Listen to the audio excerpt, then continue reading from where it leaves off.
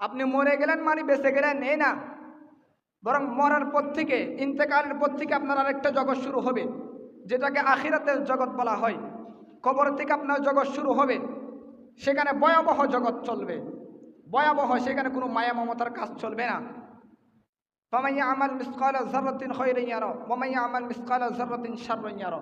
সেই কবর থেকে আপনাকে প্রতিদান দেওয়া হবে। দুনিয়ার মধ্যে যদি আপনি একটা ভালো কাজ করে থাকেন, ওই ভালো কাজের প্রতিদান দেওয়া হবে।